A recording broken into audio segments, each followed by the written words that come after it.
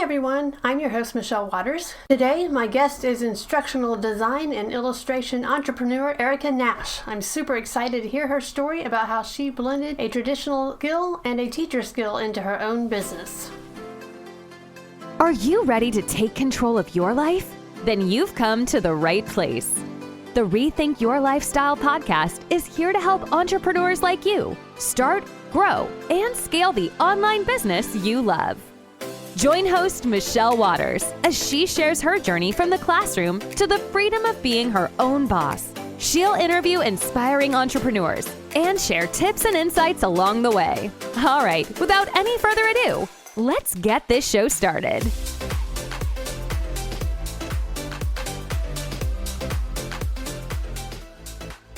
Over the past 2 decades, I've met and worked with dozens of successful entrepreneurs who have a heart for serving people just like you.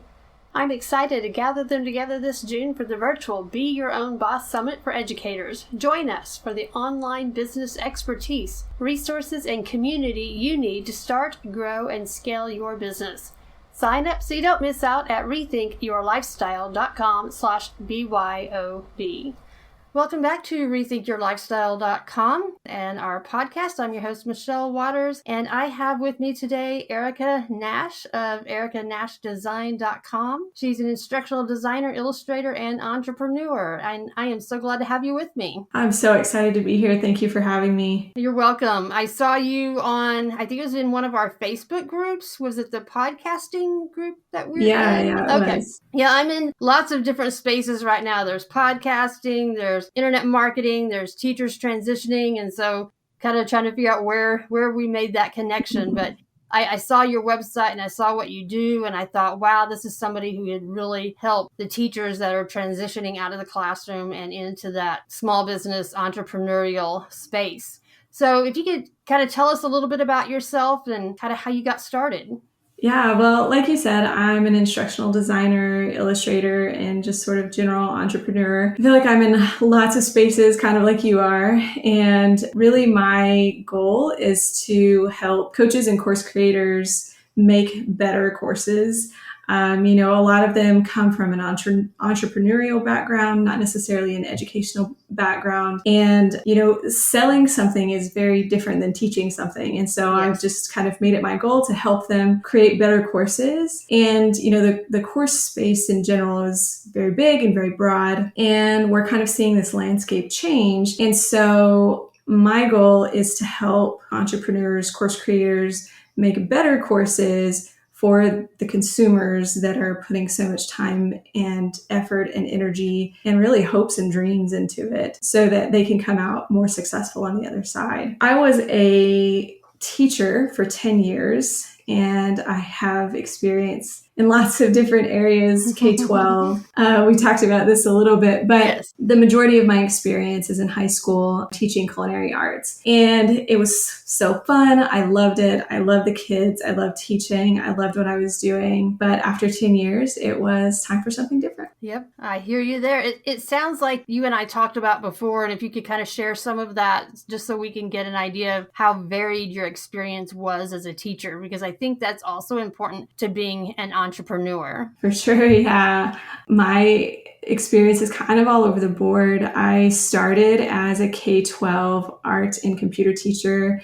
I taught art half a day and computers half a day. And then after that year, I've done something different every year in my entire career. So after that year, they moved me into 5th grade. I had a self-contained classroom and I taught, all subjects. And then they moved me to 5th and 6th where I taught writing. And then I taught 5th and 6th ELA. And then from there, I did I was still doing the 5th and 6th ELA, but it was only half a day. And for 2 years, I did the half day at the elementary, half day at the high school teaching culinary arts. And then they granted me the amazing opportunity to create my own family and consumer sciences program at the high school that was for a full day. And so I was able to create it from scratch, and I taught culinary arts, housing and interior design, and child development. And it was incredibly rewarding. It was a lot of work, and that was all with the same district for 9 years. And then I moved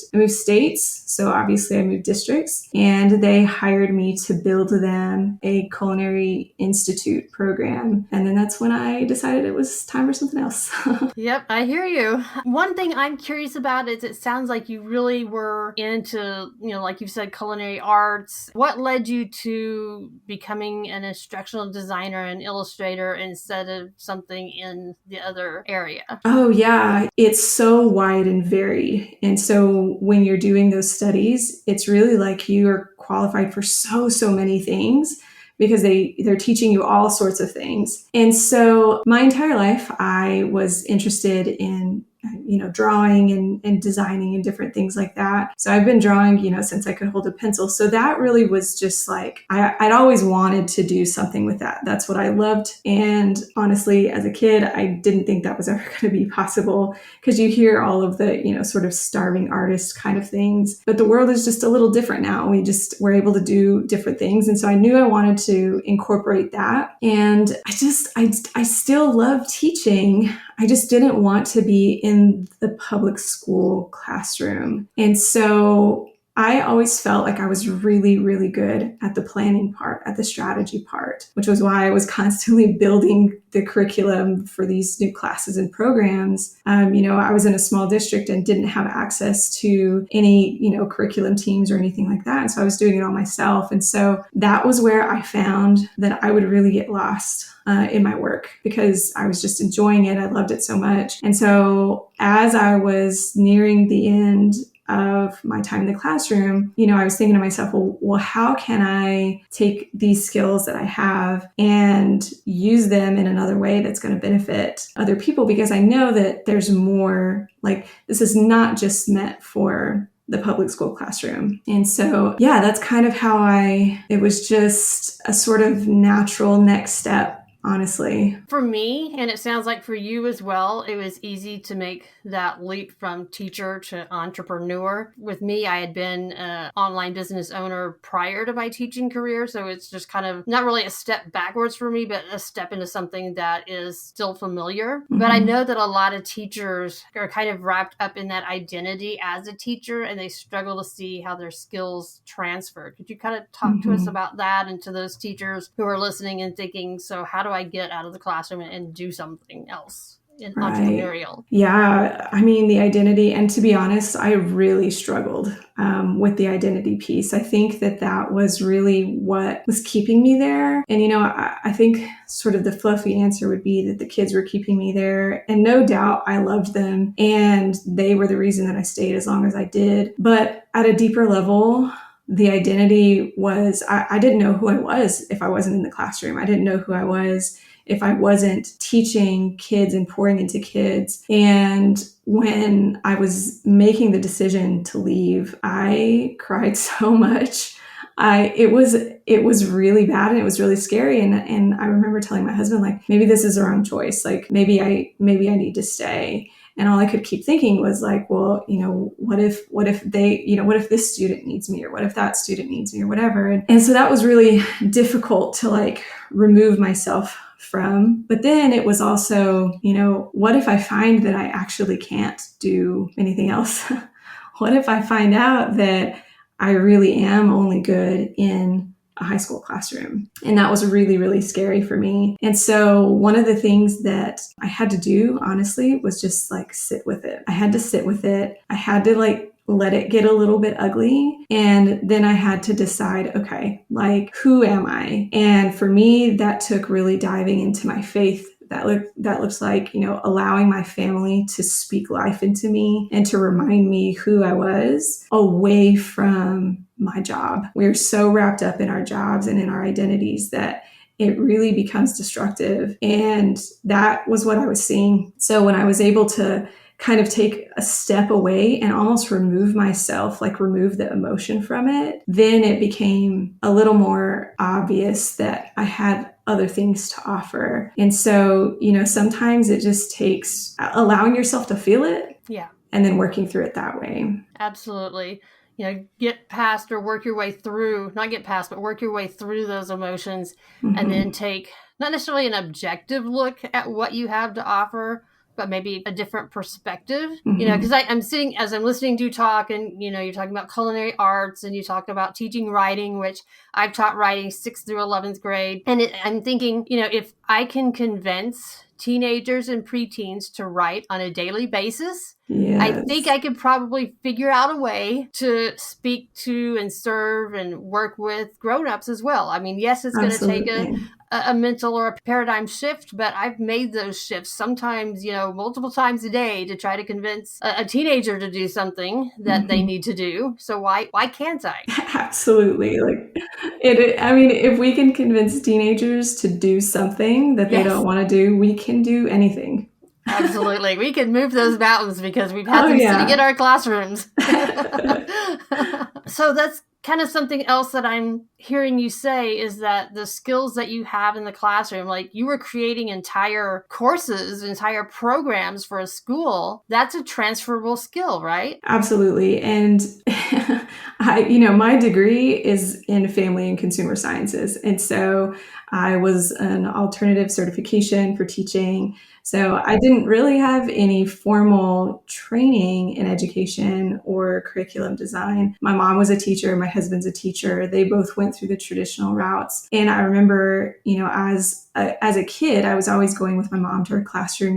We had different schedules. And so I would go on my spring break and she taught preschool and I would go in there with her and just, help her throughout her day. And I loved the classroom. And I didn't really want to be a teacher until I knew that I needed to be a teacher. Right. And it was just that calling, And so I am of the frame of mind that anybody can learn anything. And so in all of that, I didn't have access to anybody that would help me design programs. I didn't necessarily have the educational background, but I did have the internet and I had books. And I did have colleagues, that would help me with ideas. And my mom and my husband were great with that as well. And then truly, I needed to learn to trust myself, that I knew what I was doing. And so, it really was just, okay, we're just going to jump in and we're just going to do it. And I think that's where a lot of entrepreneurs and some teachers trying to step into that space struggle is, I think it's with perfectionism and thinking whether or not they're good enough. I'm not good enough to do this, or I started doing this, but it's not good enough. And so I'm going to not do it, or I'm going to stop here.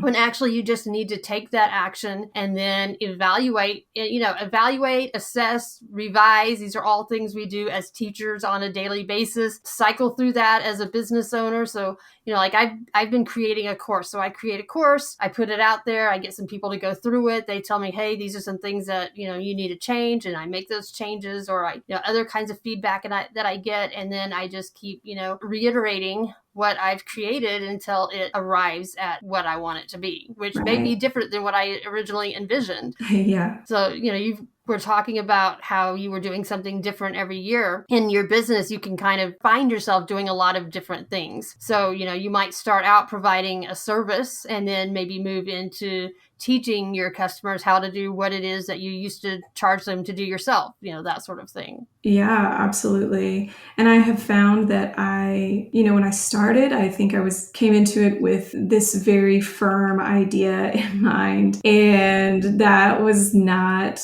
the way to go about it, and so I've definitely had to become a little bit more flexible, which, as teachers, we have to be flexible. And so I have had to wear that teacher hat a little bit, not necessarily the teaching aspect, but all of the other things that come with the job, because I fully believe that being a teacher and all of my experiences in the classroom and sort of leading up to where I am now has prepared me to be an entrepreneur. Absolutely. Teaching for 10 years like you and I have is definitely preparation for being an entrepreneur.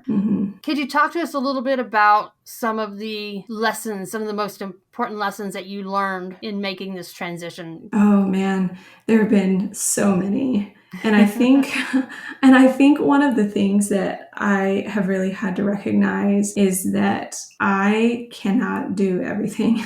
Yes. And a lot of times that's just kind of how we are. Like in the classroom, we have to be responsible for it all. And so that's just kind of how we do things, and it kind of becomes second nature. And it's been interesting because in the online business space, I have become more aware of sort of how things work and like how people do things. And I think teaching has turned me into this. I mean, I already was a little bit of a DIY person, but teaching very much ingrained this DIY kind of thing into me. Like, well, if I, can't find it, I'm going to make it, or I'm going to do it. And I don't necessarily need any help because there's not any help available. And, I see in these Facebook groups and, different things people are sharing, they're looking for this kind of help or that kind of help. And I'm like, wow. Yeah. And I never really thought to ask for help with that or, whatever. And so, learning that I don't have to do this alone is huge.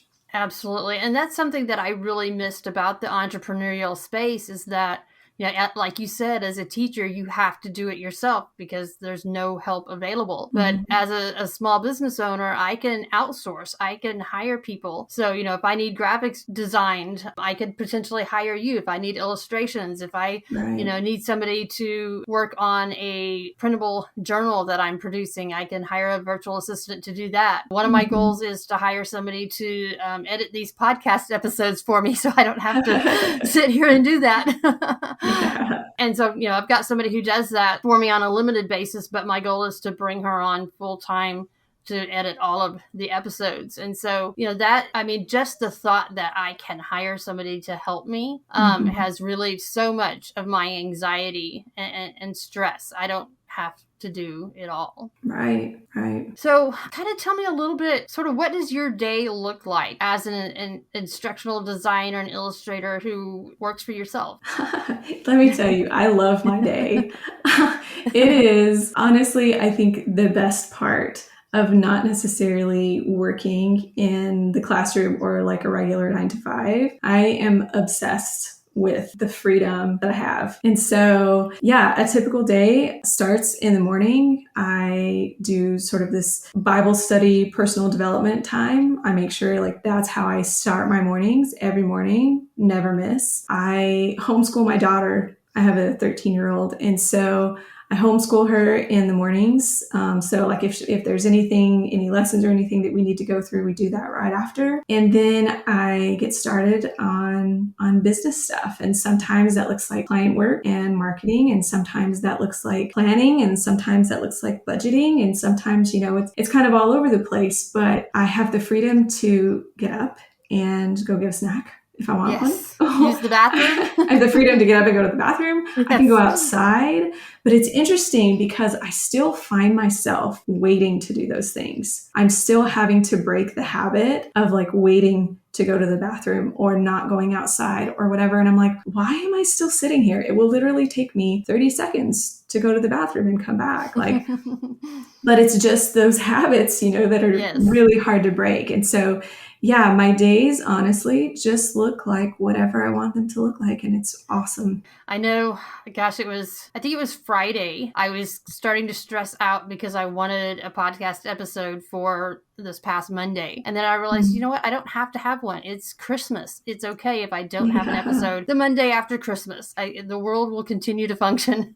Yeah, absolutely. I was able to give myself permission to not do that. And that was so freeing. Yeah, there's so much freedom in being your own boss and just being able to do whatever you need at that specific time. Because like sometimes, if my brain is just not having it that day and it needs a rest, my daughter and I will sit down and we'll watch some Netflix or whatever, like we'll go outside for a walk. And so it's just nice to have the freedom to make those choices that fit whatever it is you need at the time. Over this past week, it's kind of a bit different this week because I'm still technically it's a holiday and I feel like I should maybe rest.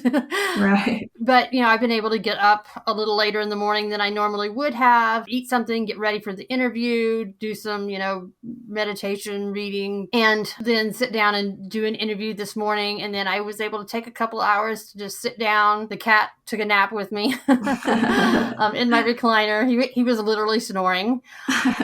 And then I was able to come in here and get ready for this interview. And then after this, I've got some writing that I'm going to do. I have some Star Trek episodes I need to watch.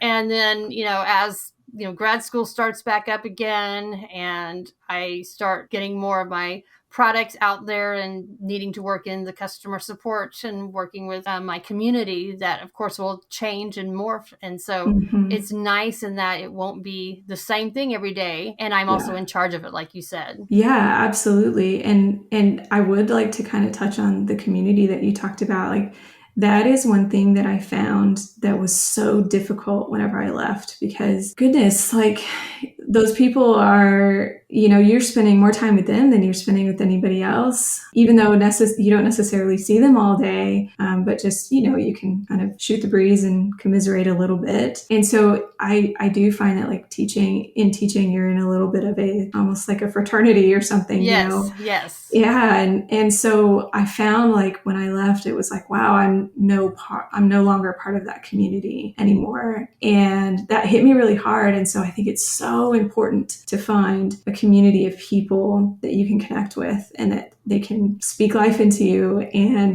keep you accountable and all of those things. And that's something that I had in my entrepreneurial life before teaching, is I had an online community of work-at-home moms that I connected with, who helped teach me and who, helped keep me accountable and what have you. And so being a teacher, that's, the first thing I did was start building that teaching community, that PLC, to use the proper term.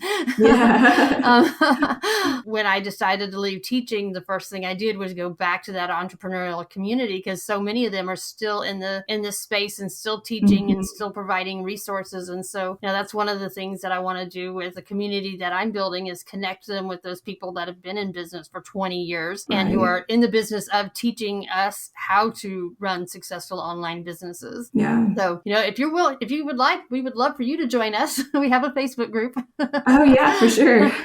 All right. I will send you the link to that. Sounds good. And speaking of that, perhaps some of the services that you offer would be something that people in that space, especially as it grows, could use. So could you kind of tell us about what you do for business owners? Yeah. So for business owners, typically, if they have, I'm a little bit all over the place. So depending on what they're doing, if they have courses, I can audit programs. I help with sort of revamping their curriculum if they need that, help them, with a whole new curriculum and course in general, and, do the whole sort of package thing with all of the course materials and building out the actual course. I also love to illustrate and design swag for high-level programs. And so if there's a high-ticket program and the course creator wants to sort of reward their students, whether that's with, like a thank you gift when they come on, or with milestone gifts, I kind of illustrate and handle all of those things as well. And then on the other end, I'm also just a general graphic designer and illustrator and have experience doing all kinds of things. One of my favorite things to do is to design like interactive PDFs and workbooks and journals and things like that. And I have extensive, graphic design background in like apparel design, t-shirts and things like that. And so I'm kind of all over the place in that aspect, but it's so fun and it's super rewarding. And yeah, if there's anybody that feels like they need any of those things, I'm happy to help. One of the things that I've noticed lately is that printables are a huge thing. And so, if somebody needs someone to design custom graphics for those printables, t-shirts and mugs and what have you, it sounds like you would be the person. Oh yeah, for sure. I would love to help with that. Like I said, it's kind of the gamut, whether it's, things for my projects do tend to be in the educational space in some form or fashion. I think, teachers just kind of tend to like know each other. You can identify who each other are, but there are other things that I've done as well for people in other spaces too. I know another really big industry right now is coloring pages. And I saw that you had some on your website. Oh, yeah. Yeah. I haven't done any in a little while, but I do.